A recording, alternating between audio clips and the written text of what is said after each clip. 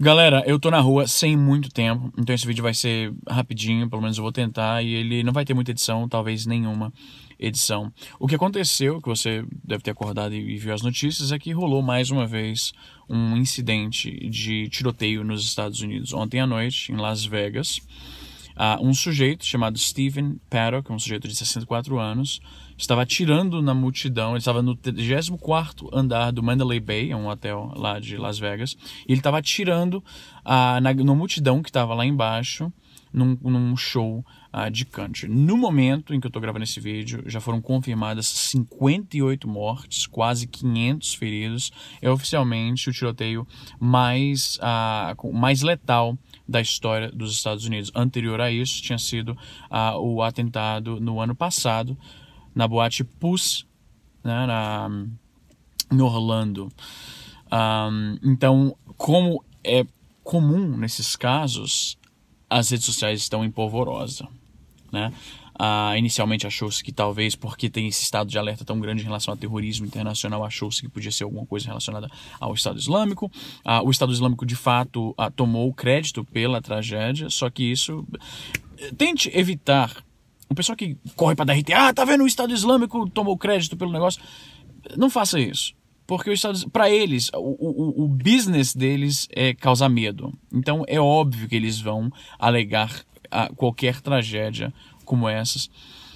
Nos momentos iniciais disso aí, tem muita desinformação. Tem muitas pessoas alegando que o fulano tinha se convertido pro Islã. Eu vi isso rolando na timeline. E aí as pessoas que querem acreditar nisso, que isso compete à agenda deles, as pessoas vão lá e dão um RT e propagam, então é melhor evitar isso. Eu passei a noite quase todo acordado, ouvindo o scanner da polícia, acompanhando os relatos de pessoas que estavam lá, então realmente foi uma parada caótica, muito assustadora, por causa dessa era em que a gente vive, de informação, de internet, de democratização do acesso à informação, é possível ver vários vídeos ali no ato, as pessoas correndo, pessoas no chão, o tiro voando, né, acompanhar a ação da polícia através desses aplicativos e sites que divulgam o rádio, a frequência do rádio da polícia, né? Gera uma grande polêmica se você devia estar comentando isso, divulgando isso nas redes sociais, porque é possível que o atirador, ou os atiradores, quando é o caso, e achava-se que eram mais de uma, na verdade, até algum momento, pelo que se sabe, foi apenas um cara, esse Stephen Paddock. Existe o medo de que os criminosos, né, os terroristas, possam estar monitorando as redes sociais para ver o que as pessoas estão fazendo. Eu acho esse medo meio bobo, especialmente no contexto de um digital influencer, né, que é o termo babaca que as pessoas usam para isso. Um vlogueiro brasileiro, o cara que tá lá em Las Vegas metendo bala nos inocentes, não tá acompanhando Twitter e Disney Nobre. Então é meio bobo, né? Se o cara fosse acompanhar a radiofrequência da polícia, ele já é uma forma muito simples de fazer isso. Enfim, como sempre acontece, isso reacende o debate do direito de portar armas. Nos Estados Unidos, como você talvez saiba, isso é um direito constitucional. A segunda emenda constitucional, a primeira emenda diz respeito à liberdade de expressão, e a segunda emenda fala sobre o direito de portar armas, né, o direito de uma milícia regulada. E aí existem vários debates sobre a interpretação do que seria essa milícia bem regulada, né, para que seja possível a manutenção da democracia.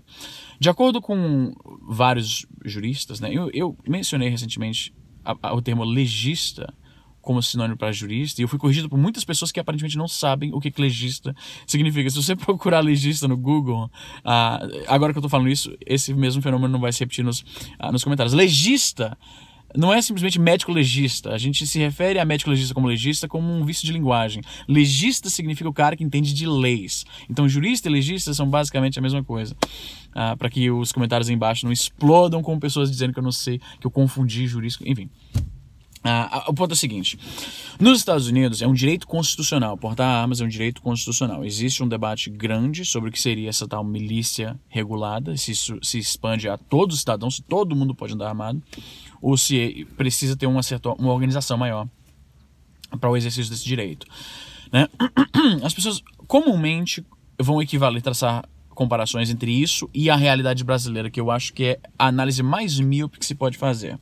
Sempre, e aí, novamente, hoje em dia eu estou detestando fazer esse tipo de generalização, mas é a realidade. O pessoal de direita, que tende a ser a favor do armamentismo, se mostra completamente arisco perante qualquer tipo de argumento que pregue que, olha, isso aí que aconteceu nos Estados Unidos poderia ser evitado se existisse um controle maior. Minha dicção já é horrível e por causa do uso desse aparelho que eu tirei para gravar o vídeo, tem ficado pior.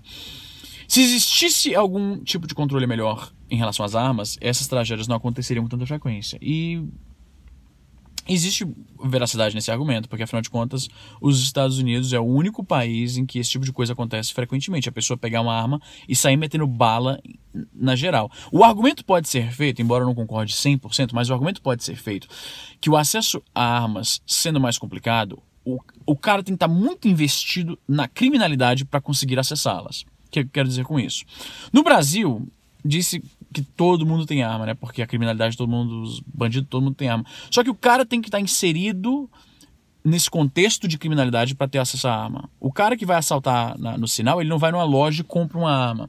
Ao contrário disso, o cara que faz uma merda dessa, que está atirando numa multidão de pessoas inocentes, ele pode entrar no Walmart e comprar uma arma. Então, eu quero deixar claro que eu não sou contra o porte de armas para civis. Eu acho que existe uma nuance muito grande nessa situação. Eu sou a favor do porte de armas para civil, especialmente num contexto brasileiro em que o Estado falhou em proporcionar segurança pública.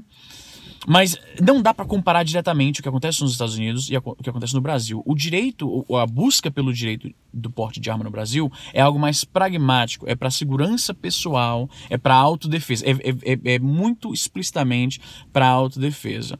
Nos Estados Unidos, o argumento não é de autodefesa, o argumento é que é um direito constitucional inalienável. O cara não pode, o governo, de acordo com a interpretação corrente da segunda emenda dos Estados Unidos, o governo não pode impedir o cidadão de ter armas. E é por isso que qualquer tipo de medida de segurança para, vamos fazer o que eles chamam de background checks, que é ver o histórico da pessoa, vamos impor um teste psicotécnico, o cara tem que ter uma certa licença especial para portar arma. Qualquer tipo de lei lá que vise restringir um pouco esse direito da arma é legalmente problemático, né? Então é uma situação muito mais complicada. Eu acho que no Brasil a gente não teria esse tipo de argumento, porque no Brasil acho que todo mundo concorda que, eu acho que todo mundo concorda que a busca pelo direito de portar arma é algo bem mais diretamente pragmático. E como algo pragmático não é necessariamente ideológico ou dogmático, acho que a maioria das pessoas conseguiria concordar que, por exemplo, certas pessoas não deveriam poder ter arma. Deveria existir um limite assim, um limite básico de que a pessoa tem que atingir para poder andar armado. Essa mesma nuance é mais complicada num contexto sociocultural em que a arma é um direito constitucional, uma parada mais fundamental. É muito mais difícil legalmente e ideologicamente restringir o acesso do cidadão a armas nos Estados Unidos por causa disso. Então, realmente uma tragédia assim, inimaginável. Eu, por morar aqui no Canadá, eu tenho uma proximidade maior com essa questão de terrorismo, né? Seja terrorismo islâmico ou terrorismo chamado doméstico, ou maluco armado que simplesmente deu a louca e meteu bala na geral, sem necessariamente uma motivação ideológica para isso. Isso é uma inquietação que eu tenho já tem anos, porque esses elementos também alvejam o Canadá, não com a mesma frequência, talvez por causa da dificuldade de obter armas aqui, isso não é tão comum aqui, mas o que tem acontecido na Europa, por exemplo, o maluco alugar um caminhão e sair atropelando as pessoas, isso já tem começado a acontecer aqui recentemente, há 2 dias atrás, na capital aqui da minha província, a cidade que fica assim 3 horas de carro daqui, já fui lá bastante, tenho amigos lá e tudo, um refugiado da Somália, atropelou um policial com um carro, saiu do carro, esfaqueou o cara, tem vídeo disso na internet, e depois pegou um caminhão e saiu atropelando pessoas numa avenida movimentada durante um jogo aqui, né, jogo de futebol, creio eu. Então, por estar aqui nesse contexto, isso é algo que me inquieta pra caralho. Eu tive um evento durante o verão aí, um negócio chamado Lilac Festival. Eles fecham uma avenida imensa aqui na cidade, ficam milhares de pessoas na rua. E eu ficava pensando, mano, se um desses malucos aí do que tá acontecendo aí, pega um caminhão e sai atropelando a galera aqui, não tem nada que ninguém possa fazer em relação a isso. Então, a minha opinião em relação a isso, o terrorismo, no que toca, no que tange a terrorismo, vai ser provavelmente diferente da sua, porque eu tenho essa questão da ansiedade real. Tipo, pro brasileiro comum, o debate em relação a terrorismo, por exemplo, terrorismo islâmico, terrorismo global, é algo bem abstrato. Não é algo que você realmente vive. O terror, você não tem o terror, de fato, que é o que a gente que mora aqui fora realmente passa. Mas isso é uma discussão paralela. Meu ponto é o seguinte: vai se reacender de novo essa questão do porte de armas. Então, tentem conseguir enxergar essa nuance. Tentem ver que há uma diferença muito grande do que é o direito de andar armado nos Estados Unidos e o que é a proposta da liberação de armas para porte civil no Brasil. Não bate. As duas situações não batem. O direito de ter uma arma nos Estados Unidos não é pautado em autodefesa. O direito de ter o porte de armas nos Estados Unidos... E, a propósito, uma coisa importante. A segunda emenda, ela não garante porte de armas. Tanto é que vários estados nos Estados Unidos, como Nova York, por exemplo, você não pode portar uma arma. Você pode ter a arma, que é a posse, né? Mas o porte, tanto o ostensivo quanto o CCW, que é o que eles chamam de o porte velado, que você não está mostrando que você está armado, isso não é de direito. Então, por isso que tem esse debate muito grande. Alguns estados permitem que o cara ande armado, ostensivamente ou escondido em sua pessoa, e alguns estados não permitem, né? Mas é isso que eu queria deixar claro.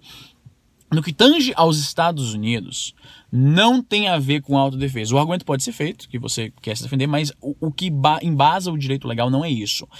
Em 1776, os caras tinham acabado de lutar uma guerra por independência, eles conheciam a realidade de um governo tirânico, um governo que não os permite representação, né? E eles queriam garantir que o que eles acabaram de ser... Eles puderam pegar armas e se revoltar contra a metrópole, eles queriam garantir aquele direito, que se algum dia o governo se tornasse tirânico novamente, o que é bem improvável, graças aos balanços de poderes que a gente tem nos três diferentes poderes, cada um vigiando o outro. Isso é o que a gente via naquela época, no século XVIII, hoje em dia, nos Estados Unidos modernos, é quase impossível que isso aconteça novamente. Mas enfim, o ponto é esse. É isso que embasa, não tem a ver com autodefesa. No que diz respeito a direito de armas no Brasil, é bem mais pragmático, tem a ver com se defender, tem a ver com criminalidade. Então, tente não confundir as coisas. Eu vejo muito no Twitter quando rolam essas coisas. Alguma pessoa argumenta sobre, lá nos Estados Unidos é muito fácil pegar armas de alto calibre, talvez devesse existir algum tipo de controle maior e tal. E aí a pessoa joga logo, mas no Brasil tem 70 mil assassinatos e a arma é Eu acho que as duas não se comparam, as duas coisas. Eu acho que não se comparam, tanto de forma prática quanto na questão legal mesmo. O que fundamenta o direito de andar armado lá. Então, é isso, gente. É realmente uma tragédia absurda. É triste. Teve pessoas daqui da minha província que já foram confirmadas que estavam nesse show e morreram, infelizmente. É foda, mano. Que mundo de bosta, né? É complicado.